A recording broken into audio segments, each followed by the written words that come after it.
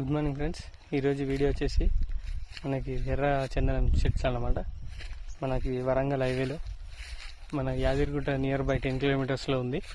Venture వేశారు, చాలా బాగుంది. చెట్లు కూడా ఇంత పెద్దగా పెరిగాయి చూడండి. మా ఫ్రెండ్ వాళ్ళు సైట్ విజిటింగ్కి వెళ్దామంటే చూడడానికి వచ్చాను. జనరల్గా కొత్తగానే చాలా బాగున్నాయి friends. Like, share and subscribe friends. Thank you.